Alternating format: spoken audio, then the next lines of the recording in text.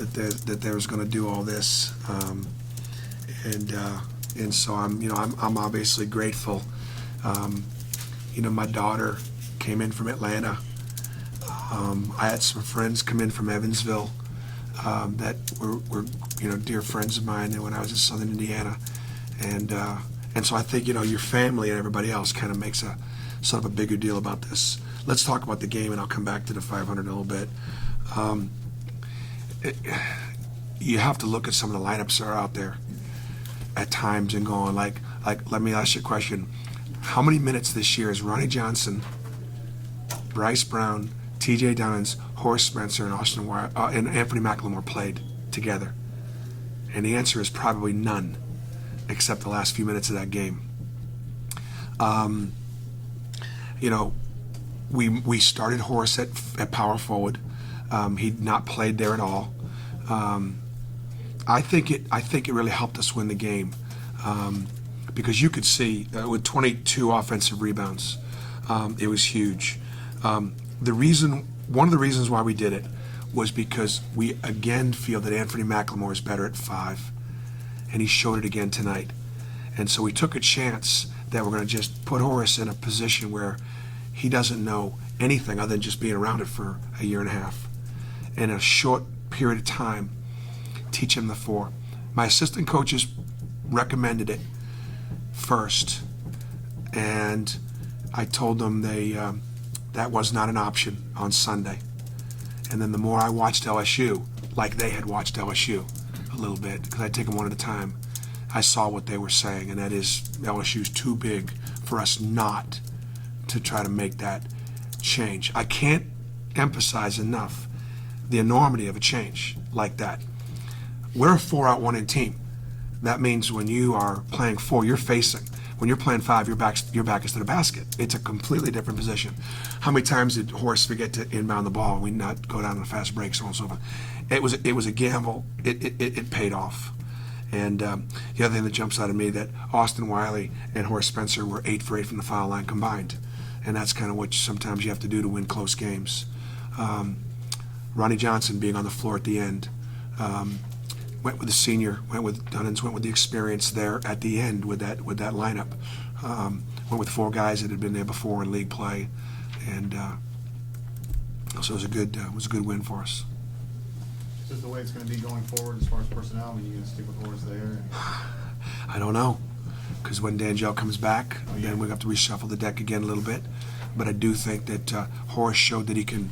He's got some versatility. Horace is a little better ball handler, a little better passer, a little better perimeter defender, I think, than Anthony. And Anthony, boy inside, he's 6'7", 6'8", and he was going up against those guys that were 6'10". And there are times when all of a sudden, everybody's all of a sudden, about 24 and white is appearing in the middle of a scrum, coming up with rebounds and blocking shots and so what a performance for him. That's the best he's played in the SEC so far. Anthony will have 11 points. Huge. I'm glad you mentioned the crunch time lineup you had out there. Whether it's intentional or not, do you think they just found something and that can be something that you can go with? I don't know. It was all feel, and a lot of it had to do with defense. This is the best we played defensively, LSU's a really good offensive team. And we are going to have to continue to build on this a little bit. And I do think that lineup that was out there at the end, you could make an argument that is as good a defensive lineup as I could put out there at that time. And I just felt like that was important to securing the win. Versus everybody but T.J. Lang, who got in the game, got 7 points, at least 7 points. With D'Angelo, how important is it to get contributions like that from everybody on the floor? It's huge, to be in a situation where we're basically, 2-2 without him. Losses to Ole Miss and Kentucky and wins over Missouri and LSU is pretty significant, because he is, you could see he leads us in minutes, and he's second scoring and rebounding, and he's probably because he's a stretch 4 and a very unique matchup. So much of what we do is sort of built around him, and you couldn't ask for a different power forward between Horace Spencer or D'Angelo Purifoy. And then when I play TJ Lang in the position, it's just playing 4 guards. And you could see that at times we're just overwhelmed on the boards with that lineup. And Alabama's got great size, great athleticism. They play great defense. They're very physical. They run great sets. Avery is a great tactician. That the NBA experience, you can see it, very, very clearly when you watch his teams play. They run great stuff and hard to guard stuff. But we'll enjoy this one tonight, and we'll get ready for Alabama. Can you talk about T.J. Gunnins? When you guys got down by 11, he seemed to step it up and face the basket and started creating things. Yep, I mean TJ played really, really well. He shot, a good percentage, and we got to get him to the foul line a little bit more. But obviously, with 3 assists and 1 turnover, and he wasn't impatient. In other words, he let the game kind of come to him. He attacked the gaps when he needed to. He got everybody else. He got other guys involved. And TJ can play better. He can defend better. He can rebound better. He can do, there are a lot of things that he can do out there. But still, 6 rebounds, 4 defenses, pretty good, a good overall night. But we have to have that kind of effort and performance from TJ Gunnins to win in the SEC.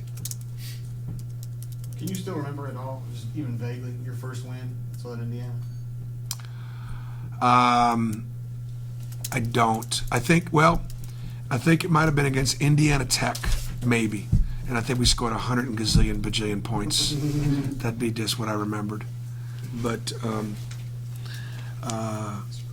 is that correct? Yeah. A billion? How many points? 116. 116. I just the grateful for Southern Indiana to give me my chance to be head coach. I was an assistant at Iowa, and cutting my teeth at the Division II level was a great thing. Bo Ryan was at Wisconsin Platteville. He and I were good friends growing up in the coaching fraternity. My head coach, Dr. Tom Davis, played at Prattville, where Bo was coaching, and so that's how we got to know each other.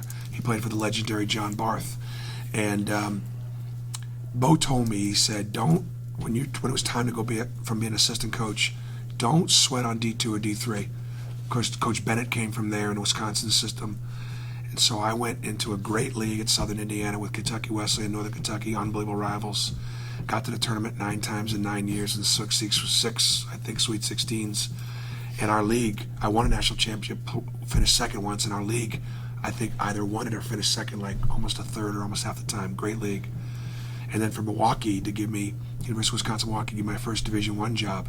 I wanted the Butler job for years. Couldn't get it. Interviewed for it twice. And then I went into their league and I competed favorably against Butler. And that was really cool to be able to go there and do that. And got to the tournament a few times. And then Tennessee gave me that first big break at the high major. And we obviously had a great run there.